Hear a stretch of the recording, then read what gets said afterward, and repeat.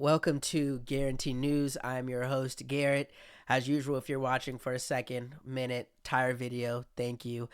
You could be watching anything in the world and you're watching Guarantee News, and I appreciate that. And as usual, please subscribe to my YouTube channel at GS Studios, GSTEWDIOS. And if this is your first time watching, you've never heard it before, if you've watched before, you've definitely heard this a million times, or 141 times, I guess, because that's how many videos I have. But please comment down below what you think. Where am I right? Where am I wrong? Where do you kind of disagree and agree? And with this video, there's really one major point to agree or disagree with, and we'll get to that. But this video is about the new pope announced yesterday on Thursday, the first American pope in history, and by all accounts it does seem like he's a pope of the people. He is a centrist in the middle, so he's a mix of like a progressive and aligning with progressive values, kind of similar to the last pope, Pope Francis, who we're showing a second, but he's also kind of more traditional in his values that go and align with Catholicism and his religion, right? And the reason that I'm talking about this, and he took the name Pope Leo the 14th, his full name actually is Robert Francis Prevost. Robert Francis Prevost. So his name being Pope Leo the 14th is significant and gets into him, and gets into what kind of pope he'll be, and we'll talk about that. He was born in Chicago in 1955, later became bishop in Peru. He speaks multiple languages and spent 15 plus years in Latin America as a missionary. And again, he has dual citizenship to the U.S. and Peru, but he is an American pope, the first American pope from Chicago. So that was a very big story, of course, once it came out that he became pope, kind of like yesterday afternoon, kind of early. But the first thing with this, and really the only place I think where people would disagree, because later in the video we're just going to get into kind of from what we know about him so far and what type of pope he'll be and kind of where he stands on some ideas and things like that, right? But I was initially interested how big of a story this was when the conclave started on Wednesday and on Monday, Tuesday leading up to it, just because it was on every single major news channel, right? Like I usually like on my YouTube TV will have like the little simulcast news with like Fox, CNN, MSNBC, BBC, and it was literally on all of them, every single thing, nonstop news coverage. And I was thinking initially it was going to be like maybe one of those like a regular news story today where you cover it for every hour, news channel covers it for like a second or something, right? Or not a second, but it's like a 15 minutes in the hour or like 10 minutes in the hour, and then they switch it up. But no, this was all full news coverage, and that was very surprising to me at first because, well, okay, that was very surprising to me at first, right? And then as I started getting in more to it, and like I watched the movie Conclave, started, of course, listening. It was the only thing on the news. Sometimes I would turn it off to different things, but I was listening to it more, and I started getting into it more, and I was getting more interested into it. And again, I think I should say I wasn't raised as a Catholic. I was raised as a Christian. So it's just not in me to be very interested in something like the Pope. And then in 2013, when Pope Francis became Pope, I was 13. I wasn't paying attention to that at all. Like it wasn't like I wasn't watching the news to pay attention to it. Who knows what my 13-year-old, what I was thinking about yeah, okay, moving on. So it was interesting to me because I watched the news how important it was and how much people were talking about it, right? And then I realized as I got into it, I'm actually being dumb because I was of the mindset that why would the news make it a major story? Because why would the news think people would care? And that's because America as a whole to me seems to be kind of seems a tad bit godless in the way that it works or the way of the values of it and how we are. And the average day American, I'm not sure how much religion matters in their lives of how they're trying to be or the person they're trying to be, or if every person's like studying the Bible or making it an important thing to have their relationship with God and the Catholic version of God. Even if there are so many people who were raised Catholic and their family is Catholic, but in just the normal world today, I didn't think that it would be that big of a story because I didn't think that the news channels would care. I didn't think the news channels would think people would care to hear about that, right? And then I realized that was a stupid thing to think because for better or for worse, religion is one of those things that is important. Like even if it seems to me the country is godless or not a lot of people are like running to religion or making a religion a staple of their life, it's something that everyone talks about and is in like it's one of the things you don't talk about because it's one of the things you should talk about, or not should talk about, but is very important and is a staple. I think if the same Americans that maybe don't live in religion every day, if someone said to them, like from another country, this is a godless place, I don't think they would like to hear that. I don't think the idea of being a godless place is good, even if by definition it's not an important staple of people's lives. But it's huge. It's humongous. It's a part of the fabric of America in just what we think about it, even if in practice it's not that. And that's just a me thing. I could be wrong in this. This is where you say if I'm off, like, oh my God, Garrett, America, like how could you not think of like Catholicism and the Pope would be the major story every single, like for 12 hours straight or for 24 hours straight. Like I could be wrong, but I was like, I didn't think the news would think people would care because it doesn't seem like a big thing. Now, and that's in the scope of America, right? That was just me thinking. I mean, I'm a Christian. Religion is very important to me. It's in the fabric of my everyday life, but that's just me. So that was the first thing I was really interested in about how popular this story was, and it was everywhere and everyone talking about it, and it was very surprising to me. But then it became not surprising to me when I thought about like just the importance of religion and the staple that it is in just being a human. I think just the idea of it, even if you don't believe in it, it's just one of those things, right? So it'll forever be a story, and I'm interested to hear if people think like I'm off for not even realizing that immediately. So that's that, right?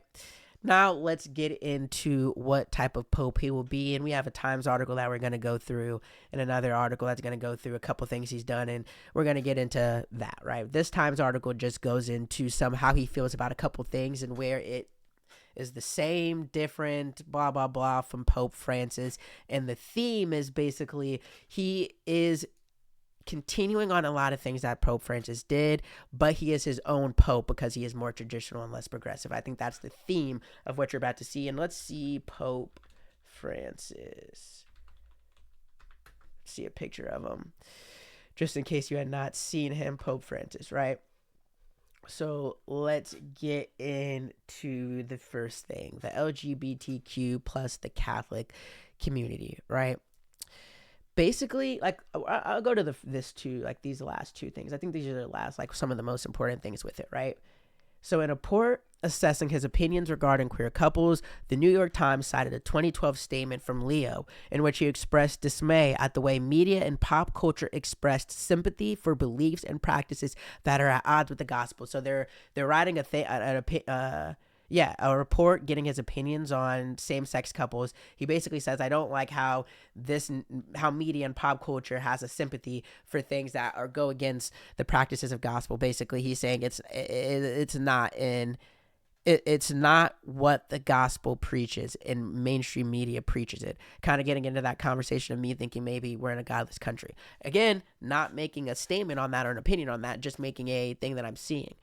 And then, but on the other side of that, this is why I said these are the most important too. Francis was openly critical of laws criminalizing LGBTQ people, calling them unjust, and was generally seen as a supporter of greater inclusion in the church. So a centrist, again, like centrist, or he's in the middle, right? And that's the theme of a lot of these. I don't think he's saying that same-sex couples are on the path of the gospel and are in the beliefs and practice of the gospel, but I think he does.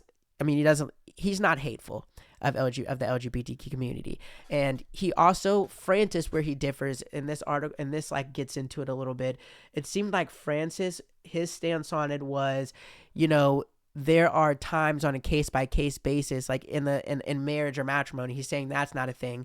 But, and this is Francis, keep in mind, but there is a time where a judge or a priest on a case-by-case basis can, let's see, whether there are forms of blessing requested by one or several people that do not convey a wrong idea of matrimony, because when one seeks a blessing, one is requesting help from God. So basically, he was even saying there's a time where a pastor or a cardinal or a priest can or give a blessing to being the one of two of the same sex, maybe not calling it matrimony, but saying it's okay.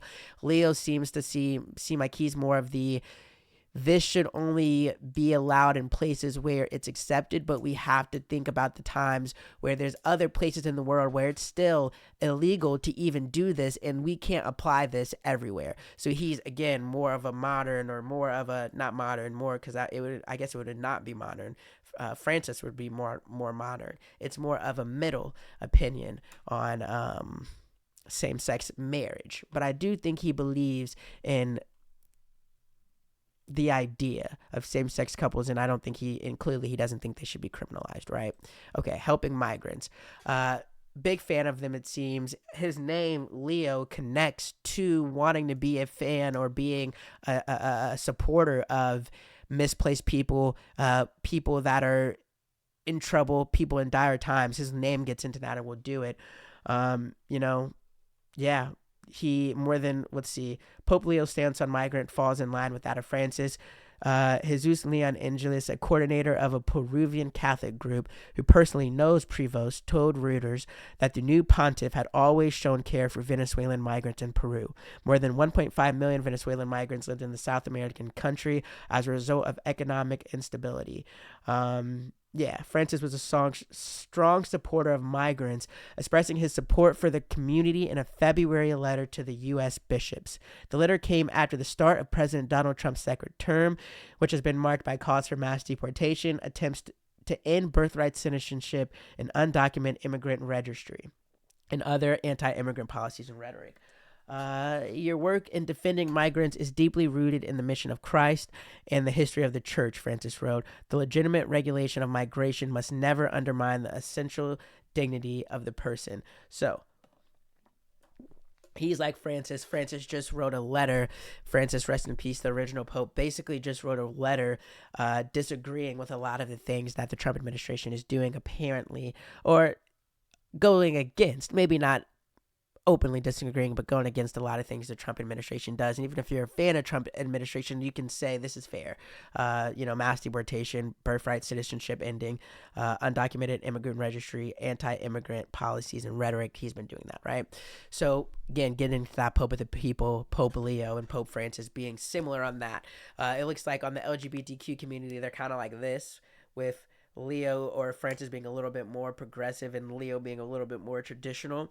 Equality for women, basically the way they feel, or the way that the new Pope Leo feels, is women should have more power in the church. They should have positions of power. They should be able to do a lot of things, but he doesn't feel like they should be ordained or become priest. Read it, but Francis felt the same way. So again, in the middle, there's an ending to it, or how far you should go, but believe there is a problem that they should have more power. Women should have more power in the church.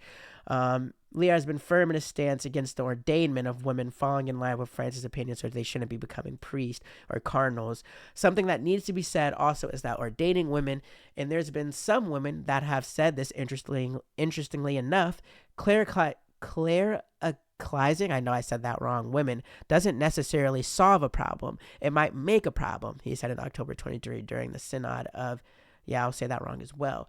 However, he did point to the appointment of women of higher leadership positions under Francis as evidence that women contribute to a great deal of the life in church. So that is obviously positive as well. Climate change, he believes in it. He's likely to continue in Francis' legacy. He believes in it and believes that humans have an effect on climate change, and we also have a responsibility to help climate change. Let's see. We are not faced with two separate crises, one environmental and the other social, Francis wrote, but rather with one complex crisis, which is both social and environmental. So we do have a responsibility. So that's how he feels about a couple of things. I think a lot of people, or it'll be hard to disagree, I guess it'll be easy to disagree. It'll be hard to just say this guy's hateful or he's this super religious to the right, traditional, that will just turn people away, right? And I think that's good, but I also think it's nice that he also seems to be standing on certain values of traditionalism that go with his religion, because I think in a lot of times people are scared to do that, and I think that is nice. And you do need that balance. And again, in a world where no one ever seems to be balanced, and in America where politics never seem to be balanced, it's always so far in one way or the other, it is cool to just read about a pope that just seems to be balanced in his ideas. And then we're going to get into this Reuters article that has like a couple things that I want to talk about, where like his appearance includes three big things about how he he may be as Pope, and the first being like his name as Pope Leo. His name. So the popes often use this choice to send their first major signal about the priorities of their new papacy, which is basically their time as pope and their leadership of Catholicism and their job as the face of it. That's what basically papacy is. So he took the name from the 13th century Saint Francis of Assisi, who rejected wealth and wanted to care for the poor. The last pope to take the name was Pope Leo the 13th, focused on much of his 1878 to 1903 papacy on advocating for the rights of workers, calling for fair pay, fair work conditions, and the right to join unions. Again, the Pope of the people, taking that name, he didn't do it on accident.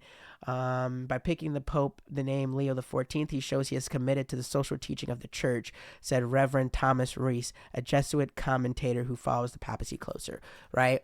And the second thing that gives an idea of what type of pope he'll be. When he came out, he spoke in Italian and Spanish. When he first came out, it was announced as pope, and it was on the when he was on the was on the banister, the ledge. I don't know why I can't think of the word right now. Out in front of everybody in Rome, he spoke in Italian and he spoke in Spanish. And let's see.